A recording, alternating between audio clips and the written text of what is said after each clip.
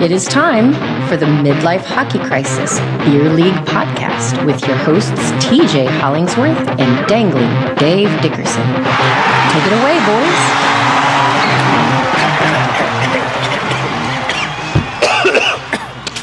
Walked into that one. Trigger.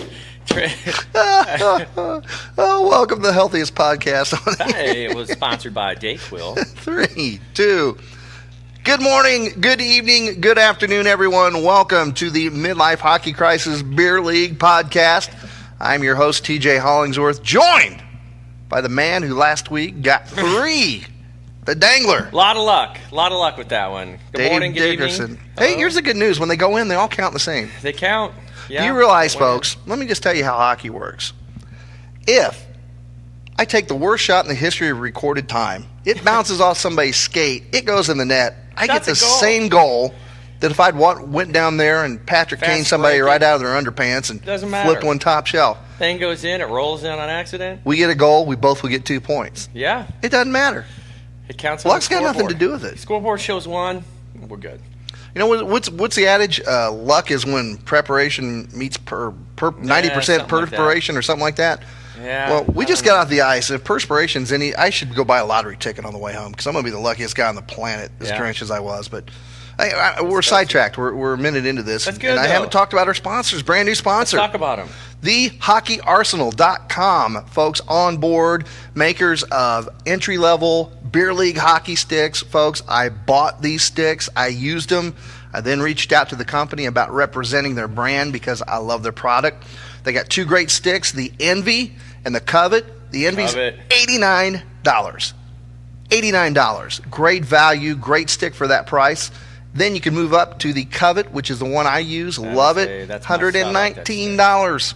Yeah. Don't let entry level fool you. We're talking entry level on price. Entry level on. Yeah, these things are quality sticks. They would match up to any Bauer, Warrior, whatever. I'll tell you what.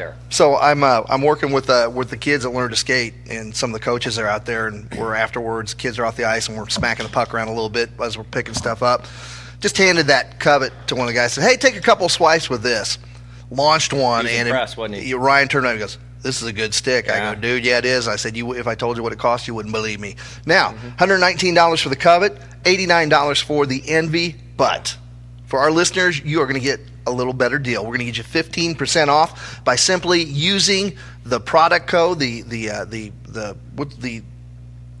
discount code. Thank you. Discount code, all caps. It lost me too. I know. Midlife, MIDLIFE, all caps. You can get 15% off anything you want to get from the Hockey Arsenal. They got some great swag. They got some cool other stuff. Their jerseys are just awesome, man. Those are so cool. They have some cool stuff. Their logo is pretty neat.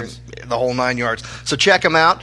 Never tell anybody how to spend their money, but if you are in the market for a new stick, I highly recommend go check them out before you make a purchase. You're not going to be disappointed with what you see. Yeah. So don't waste your money on an expensive stick. Don't do it. These are just as good, if not better. I'm telling you right now. And less than what you'd expect. Exactly. Can't beat the value, and that's what it's all about. Get the most bang for your buck. You cannot beat anything from the hockeyarsenal.com. Be sure to check them out.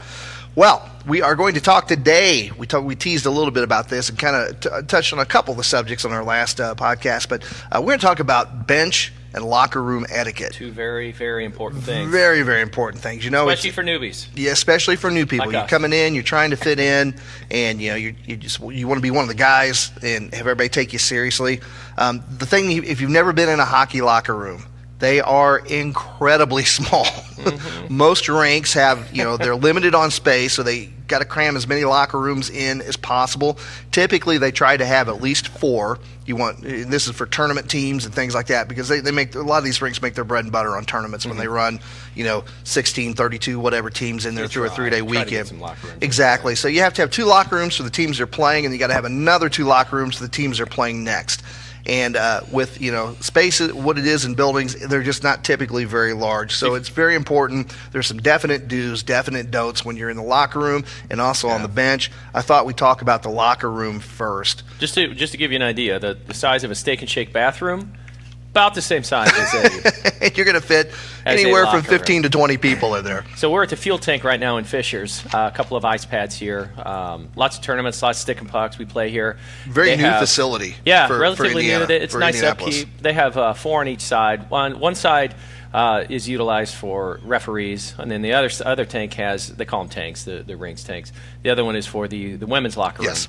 But here, I mean, a nice facility. It's upkept really well. It's one of the premier here in town. Still very small locker room. Just very small, because they have to fit locker rooms in. They have to fit showers, which are great. And trust me, some guys don't do it. I can't. I sweat. I look like I just jumped out of the pool when I come off the ice, and I can't stand to be like that. They got great clean shower facilities, and we're going to talk a little bit about some do's and don'ts to keep things going like that. And this is probably no particular order. First and foremost, when you show up, make sure you have all of your gear, all of your tape, everything you need with you. Don't be that guy every week that's asking to borrow something. There is usually somebody that, can I borrow your socks, or does there have any tape? Buy your tape. What is it, $14 for 9 giant rolls that are going to last you all season anyway? You can literally, in one swipe, buy all the tape you'll need for the year. Now, hey, look, we're all going to run out. We're all going to leave a bag out occasionally. Once in a while, go no for big it. deal. You don't want to be that guy that's continually hitting people up for, like we said, tape, stick wax, stick tape, socks. Buy the essentials. I don't carry any extra equipment. I mean, I carry tape and things like that, but somebody needs socks. I bring socks for me. There's so much stuff to carry in a hockey bag. I don't carry extra stuff. Exactly. And, once in a while, it is fine to borrow some tape, but, yeah, these are little things. Stick tape, regular tape, for your socks. Pick it up. Pick up a helmet. This is another thing I noticed, too. Helmet repair kit. Ooh, good idea. I just bought one the other day. That's a great idea. So many people are like, man, I need a screw. If I had a screwdriver, it's $12. Little helmet repair kit. I threw a Leatherman. I won it at a company Christmas party. I threw it in my bag, and I don't know if I've got I think my last helmet, I put the full plastic visor on it, the full face plastic, and I have the hardware for that. But now that you said that, I'm going to put that hardware in that little pouch with the Leatherman. That's a great idea. Not a bad thing to have. If you got I have little travel scissors and a knife. Yeah, I carry a safety medical scissors for cutting tape off and things like that. That brings up a good point, and I'm going to hit this up too. That I never even thought of this. Your helmet. Do a nut and screw check, a screw and bolt check on your helmet every week. While you're at home and you got all your stuff out. Loose, yeah. Yeah, it's going to come loose. It gets rattled around, it gets dropped, it gets jarred. All those things I lost a screw during a game right in the beginning when I first started playing. My cage was off to the side. I'm like, oh, I am in trouble. But one of the guys there had a helmet repair kit. Popped a screw in. I went back out, second period. It's good to go. No, that is awesome. That's something that was done on my list. I'm glad you brought that up. So have all your stuff with you. The other thing, and we ran into this afternoon or this morning when we're doing our stick and puck. Hockey gear stinks bad. Yeah. You need to make sure that you are taking every possible effort to mask that smell. Wash your gear, air your gear. Take care of your gear, because it's going to take care of you.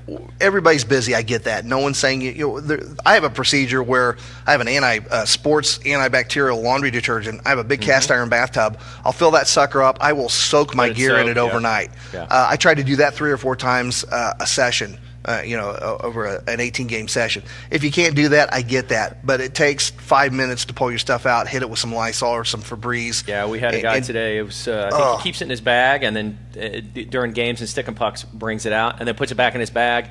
It was a little rough. It is. And we were open. I mean, the locker rooms are small, but there weren't that many of us. There was 5 or 6 of us. And yeah. It was pretty bad. So imagine 15 guys being in a crammed little locker room. When he unzipped it, it was like you're like Ghostbusters. When all the ghosts start coming out of the thing. It was death came out of that bag. Yeah, it's pretty much the same. Death came right out of that bag. It was awful. Yeah, take care of your gear. Yeah, if not for you, a lot of times people don't mind their own stink. Rest assured, everybody else does. Hates your stink. We all hate your stink. We all hate your stink. It's not bad after the game. You come off, we all stink together, and nobody really notices. But when you're coming in fresh, you got your fresh gear. I took care of mine, and you got Stinky Stinkerson sitting next to you. That is the worst. Rough that is time. Gagging. Yeah. That is absolutely gagging. That's so just keep your stuff. Just do your best. Keep it clean. If nothing else, soak that stuff down with Febreze or Lysol or something like that. And the other thing too is when you're getting ready, take up the minimal amount of space possible. Yeah, that's what I was going to hit on. If you're spread out and you're the stinky guy, double whammy for you. These locker rooms are tight. They're small. Use the most. Fold your stuff back up. Don't just throw it all over everywhere. Yeah, I see respect your neighbor. Yeah, I see people come in. They've got. It's like they sprawled out. In that diameter, they feel. Corner, they got socks. You take up 5 or 6 hooks and all this stuff. I mean, everybody's got stuff to hang up in their street clothes, and as winter approaches, it's going to be even more, excuse me. Yeah. Well, hockey gear takes up a lot of space. Yeah. You think about your pads and your pants. Your pants, I mean, you got all this crap. Just tighten it up. Tighten it up. As winter comes along, you're wearing more jackets, you're wearing hoodies, sweat, all this other stuff. Take up the minimum amount of space. Don't be that guy that goes in and takes up 3 people's worth of space. Like we're wearing shorts and T-shirts right now. Yeah, it's pretty easy. Yeah, it was cramped. So. That is a good point. Winter jackets, boots. Right. That's a good point. Don't make me be the guy that puts your stuff up, because I will not fold it. No, we're scooting it. I'm using my wet boot to push in your helmet. Exactly. I will go around and with a stick and scoop your stuff up in a nice little pile somewhere. Hey, let's talk about on the bench. Hockey, we're approaching this to people that are listening to us or people who don't have a lot of experience or no experience with hockey at all. If you've ever seen an NHL bench, they're a palace. You got the seating area, then behind it's a raised platform. You got a massageist there. Yeah, you got a nice little place where the trainer's got all your sticks, and there's water bottles that are actually in the boards. Lined up all the way down. No matter where you sit, you got a water bottle. Not so much at the fuel tank. Or anywhere else. No, in fact, fuel tank, there is a place to put your water. Yeah, it's a little. Yeah, the kind of board's hollowed. Yeah, it's just got a rack, like a speed rack, like you'd see in a bar, and it doesn't take up any room. You're not banging your knees on it. When we were playing in Carmel, and I'm hoping because they're redoing that they fix this. Hopefully that does get fixed. There's no place. There's literally it's a wall. It's a wall, and then there's the area behind you. So you end up setting your water bottle down. It gets kicked over. It rolls down, God knows where. And you got your towels. A bunch of guys have sticks. There's no place for sticks. They're laying everywhere. So when you have a situation, especially like that, it is so important that you keep your stuff tidied up. Yeah, and keep track of where it's at. During the period changes, you'll shift. The offense will sit at one end of the bench, and defense will sit. You'll switch typically. Yeah, take your stuff, move your stuff. Take it with you, tighten it up there. Don't just. It's the same as a locker room. Tighten it up. Don't leave your crap everywhere. Yeah, there's nothing worse than when you're coming off the ice and you maybe just skate a real hard shift. You need some water. You need something to kind of help you get your stuff back, and you're looking around, your water bottle's been kicked down the other end of the bench, and then now you're walking up and down the bench trying to find your towel and your water bottle, and then you're back on the ice again. Mushing past wet people with your big butted pads. It's rough. So take care of your gear there. It's the same thing. With sticks the same way. Find some place that you can put most people like to carry a spare stick. I don't care what your stick's made out of. It's going to break at some point. They have a lifespan, and especially at our level, it is not out of the realm of possibility. Somebody's just going to wipe out and land on your stick. Or sometimes you get stuck in the boards and you break the tip off. Exactly. So a lot of people like that second stick, but again, make sure it's put up someplace where it's out of everybody's way. Yeah. You don't want somebody stepping on that. No, the blade to the stick, that's the end. Yeah. Your blade will get messed up, but man, your stick, it's a goner. Yeah, and even if it doesn't crack it, then it's damaged it enough to where you're going to be out there. Even if you get a brand new covet, got to take care of it. Yes, take care of your gear, and that's part of it. Treat it as if you're at somebody else's house. It's not that hard a thing to do. Again, when we're going through all this, we're assuming you have never been in this situation and you're learning. We're trying to help you get there for the first time. Yeah. Here's the other thing. You mentioned it here earlier. There is some rhyme and reason as to what part of the bench you sit on. Where we're sitting and why we're sitting Why don't you explain that to everybody? Yeah, so when we start off, they designate a home team and a away team. Granted, we all live here. Left bench or right bench. One's on the left, one's on the right. And then on the bench itself, you'll see all the guys that play forward or that play up that are going to really start attacking.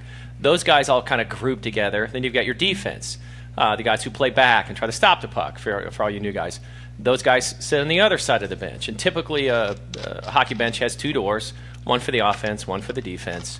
And then you cycle through. I like to go over the boards, but not everybody does. We've got some shorter folks, some older folks, bad knees, etc. So there's a rhyme and reason why we sit where the guys sit where they sit to make it easy accessible to back on the ice. So, that's basically it. That's right. And the whole idea is it makes it easier for people to get on and off. More controlled. Right. You don't want a big shift change, and then you've got somebody, I'm playing offense, I'm playing up front, so I need to go over this end of the bench, but I can't because I got a defenseman coming over, and now he's in my way, slowing me off. And you cycle through, and the forwards typically change a lot more than the defense. We try to eliminate like if you're coming off of say in Chicago on the red line, you get off the L and the door's open and all these people are coming out when you're trying to get on. Right. We try to eliminate that kind of a thing. And you're trying to have a little flow. So it's very important. Make sure you know. And if you don't know, the easy thing to do, ask.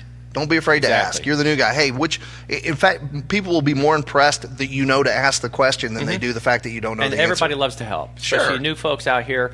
Everybody loves to help. And one thing that we were going to say is when you are changing, keep an eye if you go from the right side of the bench to the left side of the bench, keep an eye on that blue line. Yeah, this is where it gets a little interesting because if you're not paying attention, you can actually do a shift change, and the minute you put your foot on the ice, you're offsides. You're offsides, and it's a whistle. Yep. So again, when it comes to offsides, it's going to happen sometimes. Oh, it'll happen a lot. It'll happen. It'll just happen in the course of a game. Mm-hmm. You're skating along with somebody, and for whatever the reason, they're about to cross the line, and they pull up. Well, everybody else went.